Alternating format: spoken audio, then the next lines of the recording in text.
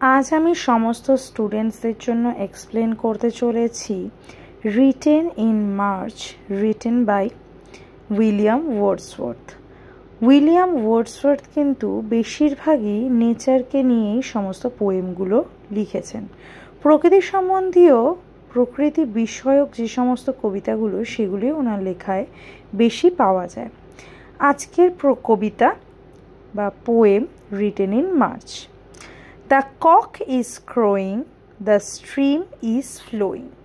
মানে cock means হচ্ছে মুরগা বা মুরগি যাকে আমরা বলি না কেন, তো সেই কক ক্রোয়িং মানে কক ডাকছে, অ্যান্ড স্ট্রিম ইজ ফ্লোয়িং। এবার কক ডাকছে, যে কক যে ক্রোয়িং করছে এটা থেকেও কিন্তু বুঝতে হবে যে কোন টাইমের ব্যাপারে ডেসক্রাইব করা হয়েছে।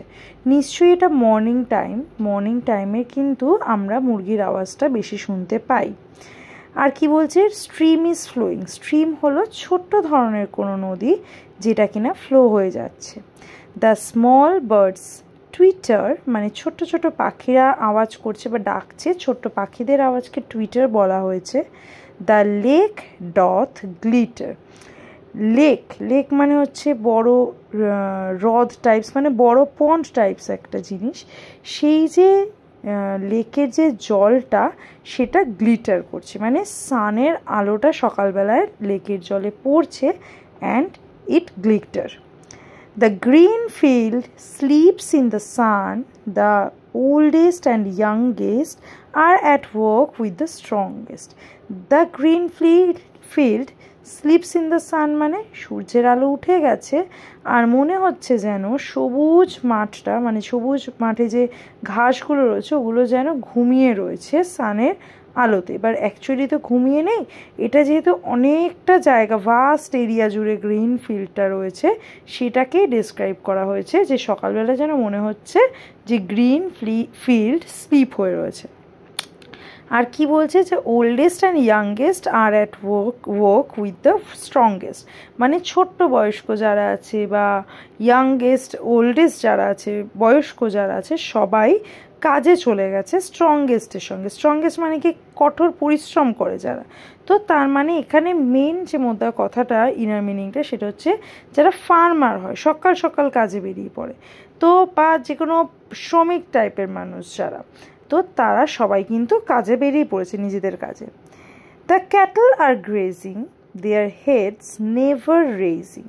ক্যাটল মানে কি, গরু বাছুর বা ছাগল, এদের যে দল, এদের যে group, that is called cattle. সেই ক্যাটলরা গ্রেজিং করছে। গ্রেজিং মানে সবুজ মাঠে তারা চড়ছে, ঘাস খাচ্ছে। Their heads never raising. এবার গরু ছাগল যখনই খায় খাবার, তারা মাথাটা নিচু করে খায়, তো সেই জন্য বলছে তাদের মাথাগুলো যেন উঠছেই না, মানে তারা কন্টিনিউ সকালবেলা তাদের পেট ভরিয়ে খাবারটাকে খাচ্ছে। দেয়ার আর 40 ফিডিং লাইক ওয়ান।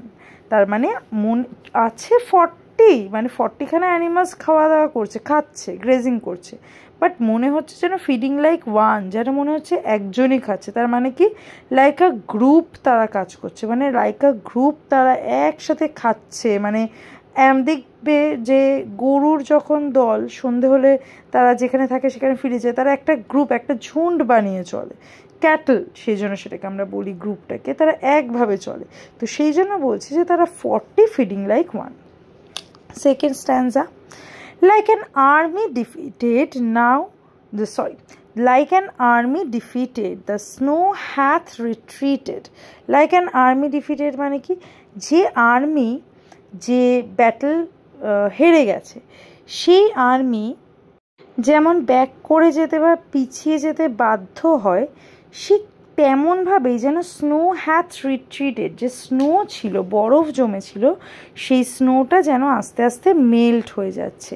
এখন ফিরে যাই আমরা কবিতার নামে, সেই রিটেন ইন মার্চ কথাটা রয়েছে। তার মানে এই মার্চ মাসের কথাটা, মানে এই মার্চ মাসের ওয়েদারটাই এমন, মানে হালকা হালকা গরম পড়ছে, যেটাকে আমরা স্প্রিং সিজন বলে থাকি ইন্ডিয়াতে। তো সেরকম টাইপের একটা সিজন, যে সময় ঠান্ডাটা শেষ হয়ে একটু সামারের দিকে আমরা এগোচ্ছি, সেই সময় স্নো আস্তে আস্তে গলে যাবে। সেই জন্য বলছে যে snow hath retreated and now doth fare ill on the top of the bare hill. মানে আর কোথায় দেখা যাচ্ছে স্নো, একদম যদি টপে দেখি পাহাড়ে, সেখানে যেন একটু একটু স্নো দেখা যাচ্ছে। The plough boy is whooping anon anon। মানে প্লাউ বয় মানে কি, যে ছেলেটা প্লাউইং করে, মানে যে কিনা বলি আমরা ফার্মার, ছোট বাচ্চা ছেলে ফার্মিংয়ের কাজ করে, সে যেন হুপিং অ্যানন অ্যানন মানে জোর করে চিৎকার করে চিৎকার করছে, শাউটিং করে কোনো কথা অ্যাগেন ভাবে শাউটিং করছে, বারবার শাউটিং করছে। There's joy in the mountain, their lives in the fountain। মানে আনন্দ মাউন্টেনে আর আনন্দ ফাউন্টেনে কেন বলা হচ্ছে, তার কারণ যখন উইন্টার শেষ হয়, স্প্রিং শুরু হচ্ছে, মনে হচ্ছে স্প্রিংয়ের সময় গাছের নতুন পাতা জন্মায়, মানে নতুন নতুন ডালপালা সব কিছু, কারণ বরফটা গলে যাচ্ছে এই সময়।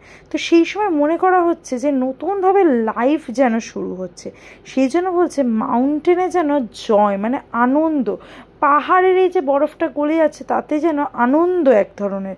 And there's life in the fountain, এই যে বরফগুলো জলগুলো হচ্ছে গলে গিয়ে সেই জলগুলো ফাউন্টেনের মতন হয়ে পড়ছে, জলের পরিমাণ বেড়ে গেছে, মানে ফাউন্টেনগুলো যেন তরতাজা হয়ে উঠেছে, যেন তারা ইয়াং, সেই জন্য বলছে যেন ফাউন্টেনের মধ্যে একটা লাইফ চলে এসেছে। স্মল ক্লাউডস আর সেইলিং, আর আকাশে দেখা যাচ্ছে ছোট্ট ছোট্ট মেঘ ভেসে বেড়াচ্ছে।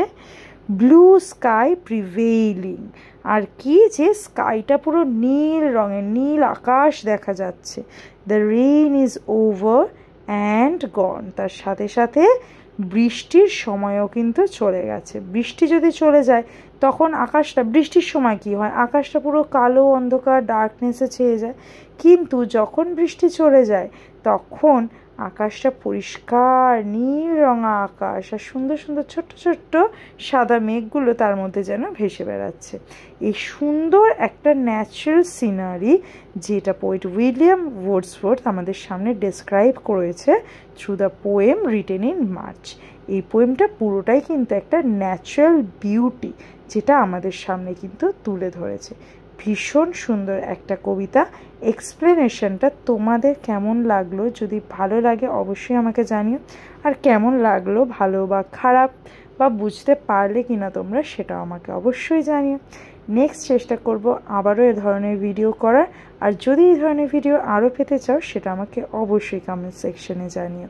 তো চলো টাটা, সবাই খুব ভালো করে মন দিয়ে আর মনের ইচ্ছা নিয়ে পড়াশোনা করো, পড়াশোনাটাকে সবাই ভালোবাসো, তাহলে দেখবে ভীষণ আনন্দ পাবে। চলো টাটা, বাই বাই।